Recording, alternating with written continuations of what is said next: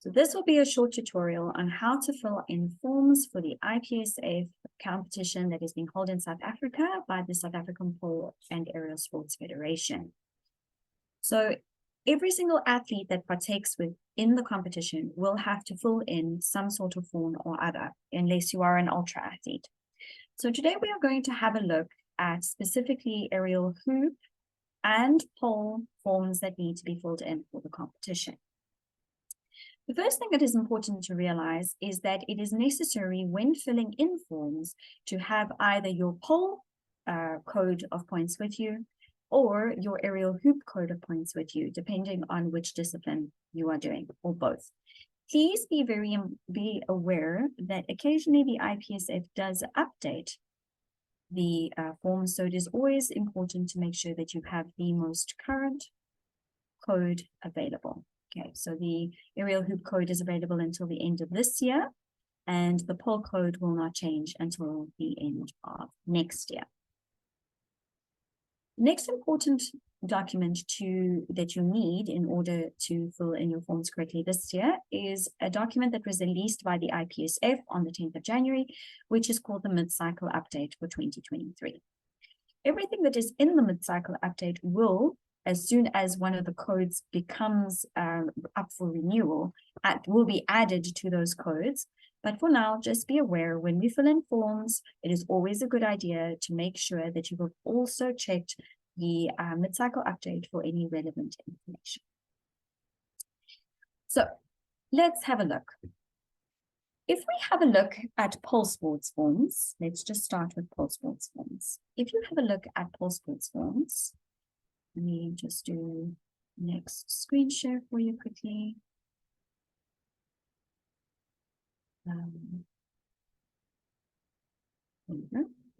If we have a look at pole sports forms, you will see at the top of these forms is an IPSF logo. If you are doing aerial hoop, please be aware that the forms look exactly the same, except that they have an aerial hoop logo at the top.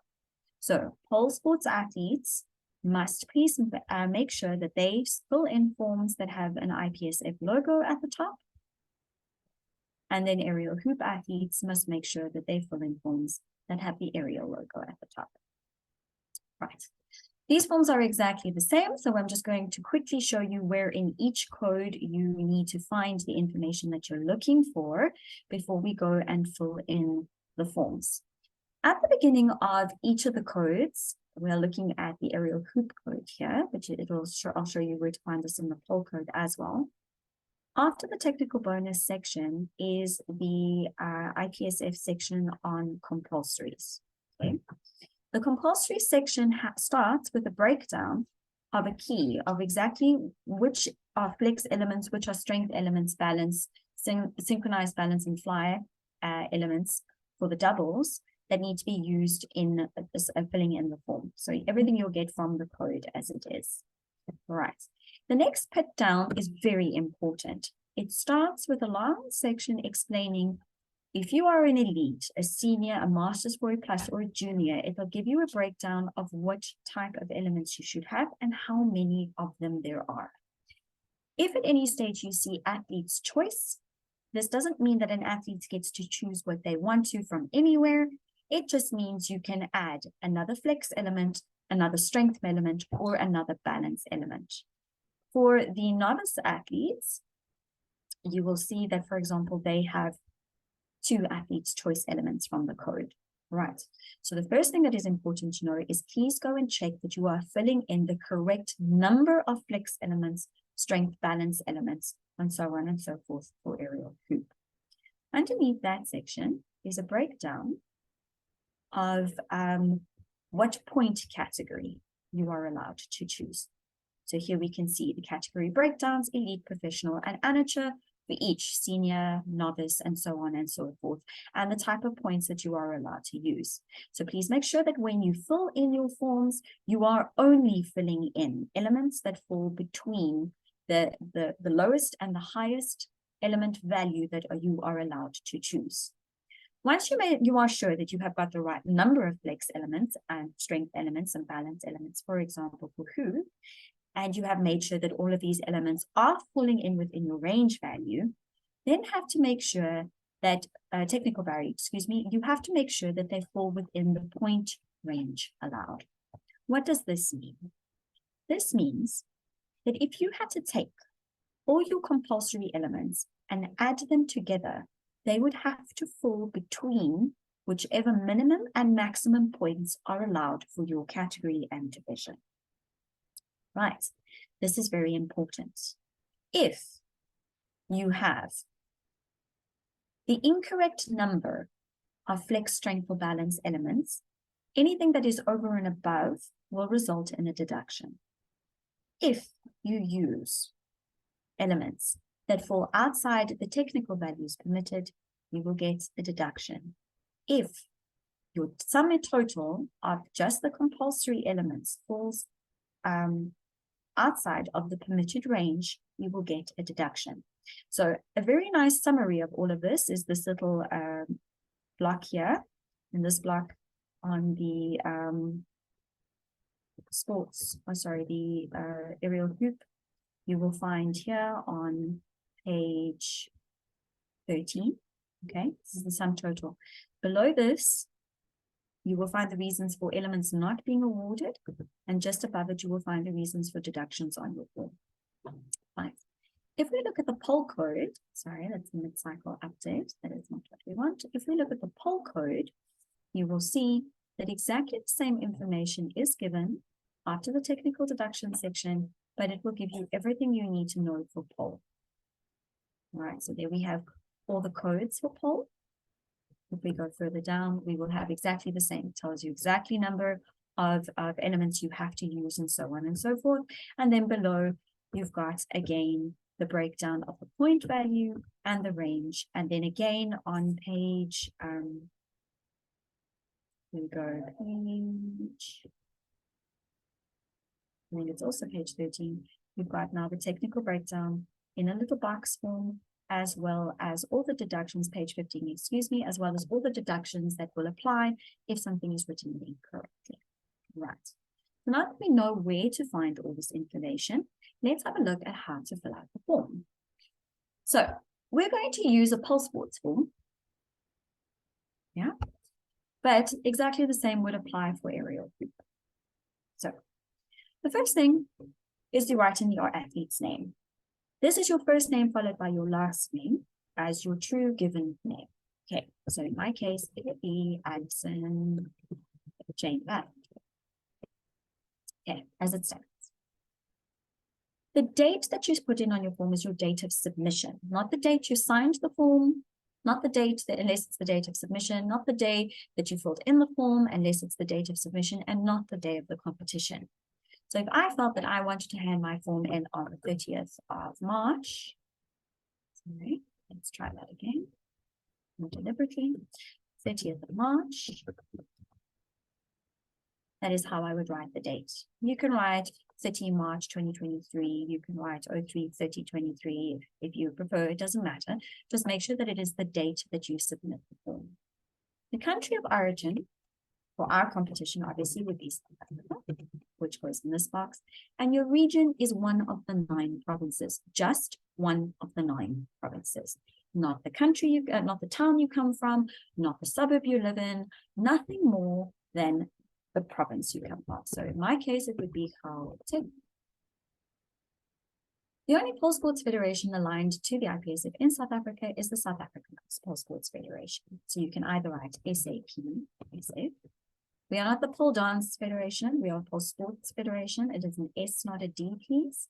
Or you can write it out in full if you want to. Your division will depend on your division. Let's imagine that we are professional. And I am senior, sorry, I am not as young as I used to be, masters, 20+. Okay, judge's name you leave open. Now, it is very important to note that any deduction here will probably come from the fact that you have written your category or your division bar. So in order to make sure that you write it correctly, go to your code and have a look at the divisions which are allowed. So this is actually at the back of your code. I've grabbed the aerial hoop one, but the same applies to poll as well. You have all the divisions by age that are allowed. There's novice, junior, senior, masters, and doubles. All right, there's a for aerial hoop. Okay, and then you've got your elites, professional, and amateur division that you can choose from. Right. Okay, if you look at the pole sports code at the back, you've also got the competitive categories, all of them. So you can pick up the exact naming of your division in the code as well. It'll be a section at the back. Here we go. Pole, we have a lot more. So we've got the Masters 40 plus women, Masters 40 plus men. Okay, so on and so forth. So you'll see I have just written Masters 40 plus. I have not indicated that I am a woman. So therefore, if I had left my form the way that I filled it in now, I would have gotten a deduction for not writing in women.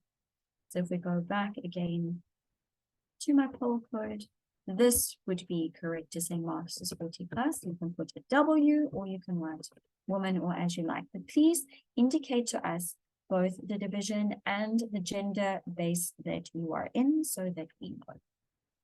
Okay, good. So this is how the first half of the section is filled in.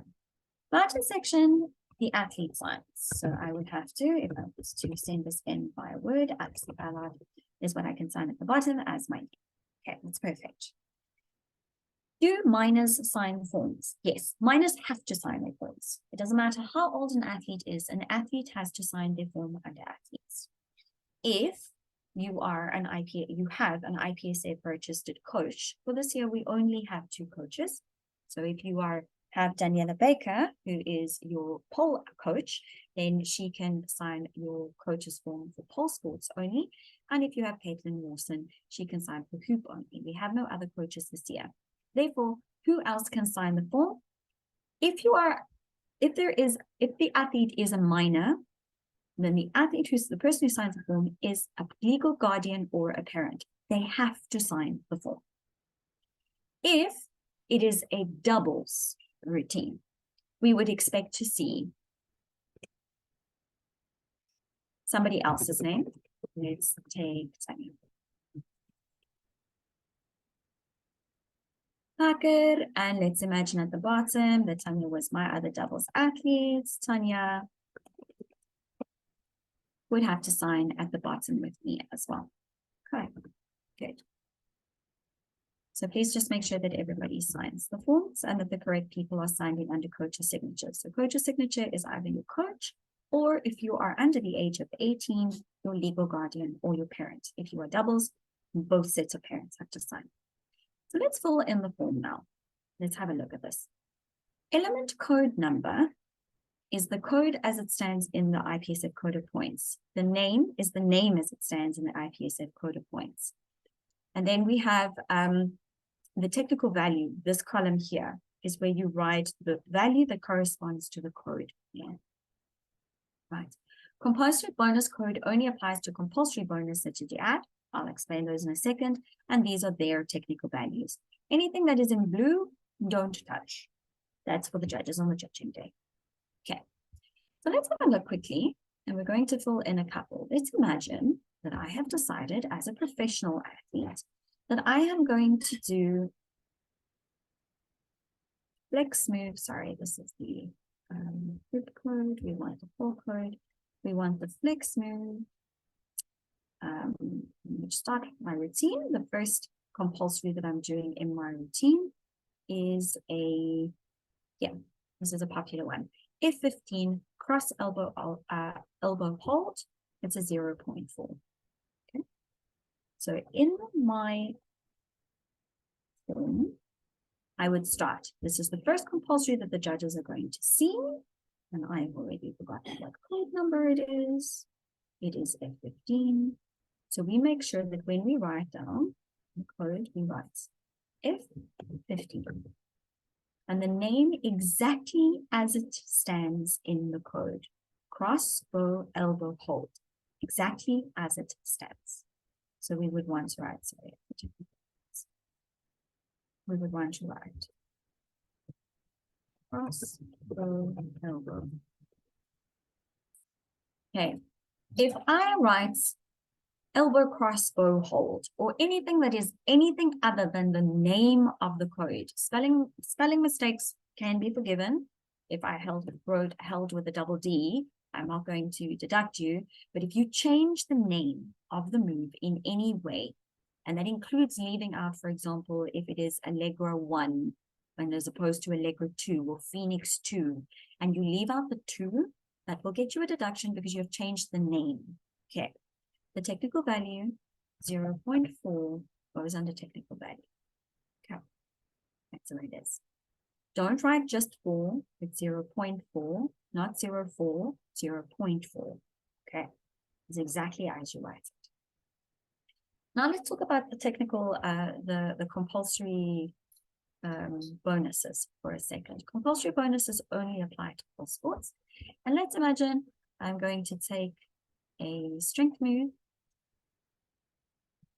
which is, let's take S32, the underarm hold hang.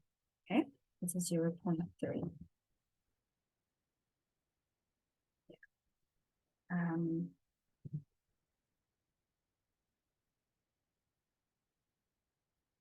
S32, underarm hold hang. S32, underarm hold hang, 0.3. Let's imagine I wanted to do the technical bonus, which is known as a CBS1. Right? So for the CBS1, we take 2 compulsory bonuses or 2 compulsories, we put them one straight after each other and we make them spin on the spinning pole. There are other things that need to apply, but I'm just filling in the forms. I'm not teaching you about compulsories as such. I would highly recommend that if you want to know more about the code, not just filling in forms, but how the code works and how to make the best of the code, that you sign up for a Code of Points course with the IPSF. The link is available on the IPSF website. It is more knowledge than we could possibly do in this short video, right? So there we've got the one, and let's imagine I am then afterwards going to do S37, the handspring pencil 0.4. If you are going to do these bonuses, they need to be written in the following way. So this is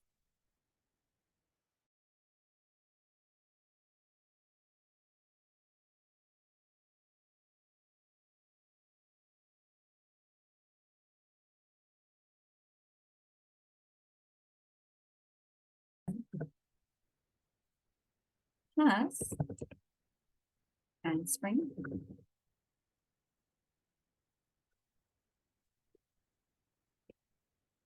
pencil plus 0.4. Now, what I've done here is I've written element number 2 and element number 3 on the same line. This is so the judges can see that there is going to be a CBS bonus. And I put the bonus, sorry, when you're doing 1, the bonus in the compulsory bonus value. So this is how it would be. Okay. But now element number 3 is already on line number 2. And so therefore line number 3 is left open. Nothing is written on line number 3. On line number 4 is where I would write my next compulsory bonus. Okay. In this case, let's imagine we are going to do a spin on static. So we've decided that we are going to do spin on static. I'm going to pass them. Spin on static. We are going to do number, should we say 16? I think it's number 16 is the one I'm aiming for. Yes. Okay, spin on static, SP16, cradle spin, tuck, no hands. And then it would get written down here. ST16, cradle spin, no hands. 0.7. Right, and so I would go and carry on filling in the forms. If you are an amateur athlete or a novice athlete, you should end on line number 9. Okay. Unless, of course, you are doing a CBS bonus as your last 2 elements, in which case element number 9 should be on line number 8 as well. But you should end on line number 9. If you are anybody else and you have 11 elements, you should end on line number 11. Just make sure to leave the space in between when you are doing the CBS 1 bonuses. CBS 2 bonuses as well, CBS 3 bonuses are individual bonuses. They can all be found on the code. And like I said, if you want more information on how those can be done or should be done or what they mean, if you don't know, please do an IPSF code of points course. All right, so then I would just make sure that I have enough strength moves, I have enough flex moves, I have my spin on static, I have my spin on spinning, and I have my aerial deadlift. Okay, as I'm going on. Let's write the aerial deadlift. Let's do a deadlift out quickly so that we can all be sure on how to write out the code for the aerial deadlift. So let's go down the code and let's imagine I'm going to do in my routine as a professional, I've decided I have to do an aerial and I've decided I'm going to do this iguana lift from flag grip, right? So iguana lift from flag grip, and I've decided that I'm going to do it with aerially with straight legs. So first set of ABCs is from the floor, second set of ABCs is from the air. So what is the code then? It's an aerial deadlift, number 3. And I'm going to do it with straight open legs, which is a B. So this is deadlift from flag grip, okay? So if we write this down on our code, I'm going to go, it's an aerial deadlift. Aerial deadlift. It is aerial deadlift number 3, and I'm doing it with legs number B. Okay, this gives the judges all the information that they need to know exactly what it is that you're doing. If you leave out the B, we might still be able to figure out what it is that you're doing on the day. So maybe you can get points for it, but you will still get a deduction because you have not written all the information of the code. And this would be deadlift from grip. And if I remember correctly, this was what, 0.6? From flag grip, 0.6. And there I go and write my 0.6 into the code. Okay, 0.6, please write the 0.6 in. And this is how we do it. Please also remember for your CBS bonuses to report the 0.5. If you are doing 2 CBS bonuses one straight after each other, again, if you know what this means because you're putting it into your routine, please make sure to write the next 0.5 next to it. Do not add them together. We write everything out so that the judges can award them individually. Okay. So by the time I finish this form for a professional, I should be on line 11. I should have 4 flex elements, 4 strength elements, an aerial deadlift, a spin on spinning, and a spin on static if I am doing whole. If you are doing hoop, remember to go and check in the code of exactly which elements you need to use, the number of elements you need to use, and put those in exactly the same. Hoop does not have technical bonuses or bonuses applied to compulsories, so you never really need to have to worry about that for now. The IPSF will probably put them in years to come. Okay.